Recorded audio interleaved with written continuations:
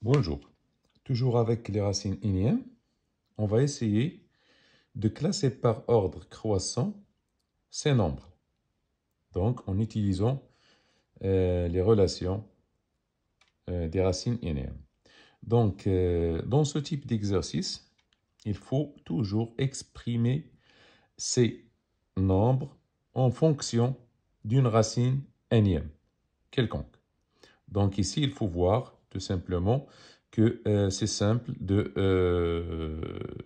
voir la racine énième qui correspond, c'est-à-dire écrire ces racines énièmes, tous ces racines énièmes, en fonction d'une racine énième adéquate. Donc ici, vous avez toujours 3, 4, etc., 2, etc.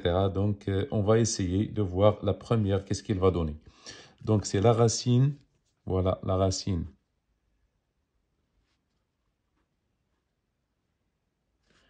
dixième. Donc, ici, vous avez, c'est la racine carrée, c'est-à-dire ici, vous avez 2 de la racine dixième. Donc, en appliquant cette formule, donc c'est la racine sixième de 10, qui est égale, on va appliquer, donc c'est la racine de 10, on va multiplier ici par 2 et ici par 2. Donc, on va appliquer cette relation-là. Donc, c'est la racine de 12. On va multiplier ici 2. Donc, c'est 10. 10 au carré. Donc, 10 fois 2.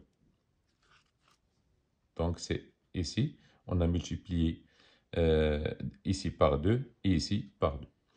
Donc, on laisse ça et on va voir 3. Qu'est-ce qu'elle va donner? 3 à la puissance 1 quart. Elle est égale à la racine quatrième de 3. Donc, vous voyez ici qu'on peut facilement exprimer racine quatrième de 3 en fonction de racine de 12. Il suffit de multiplier ici par 3 et ici par 3. Donc, qui est égal à quoi? C'est la racine douzième de 3 au cube. 3 à la puissance 3. Donc, on a multiplié ici par 3 et l'exposant par 3. On multiplie que les exposants. Attention. On passe à la racine huitième de 4, qui est égale à quoi? La racine huitième de 4, comme vous voyez ici, ici 8, c'est 4 fois 2, et ici c'est 2, c'est 2 au carré. C'est la racine de 8 fois 2 au carré, qu'on peut ici diviser par 2, les deux pour rendre ici, voilà, un multiple 4 ici. 4, 8 n'est pas, 12 n'est pas un multiple de 8, donc on va diviser par 2 pour avoir ici 4, et 12 c'est un multiple de 4. Donc on divise par 2 ici, on divise l'exposant par 2. Donc il est égal à quoi? À 4, donc divisé par 2, et ici c'est 2. Donc, divisé par 2, c'est 2. Donc, à quoi est égal? Donc, ici, on va multiplier par 3, ici par 3. Donc, c'est la racine douzième de 2 exposant 3. Donc, on a multiplié les exposants ici par 3, 3. Donc, on passe maintenant. Vous voyez ici qu'on a exprimé tous les nombres en fonction de racine de 12 pour simplifier, c'est-à-dire le classement. Donc, la racine dixième de 32. Comme vous le savez, 32, c'est 2 à la puissance 5. C'est la racine dixième de 2 à la puissance 5. Et vous voyez ici qu'on divise les exposants. Ici, on divise par 5. Ça reste la racine carrée de 2. Et 5 par 5, c'est 1. C'est-à-dire la racine de 2. Et comme vous voyez la racine de 2, c'est quoi? On multiplie ici c'est 2. C'est 2. Donc, on multiplie par 2 ici et l'exposant par 2. Donc, c'est 12.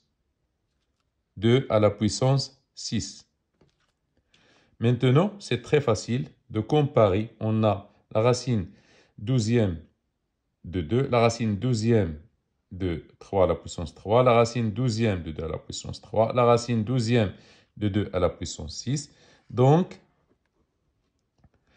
2 à la puissance 3, il est inférieur à 3 à la puissance 3. Il est inférieur à 2 à la puissance 6, qui est inférieur à son tour de 10 à la puissance 2.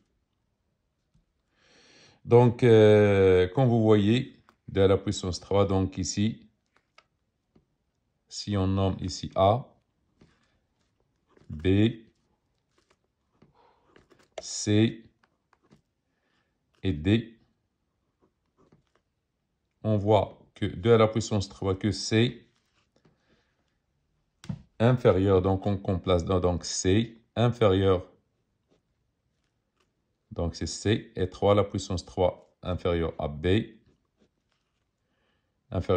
et 2 à la puissance 6, c'est D, enfin, c'est A. Donc, merci pour votre attention.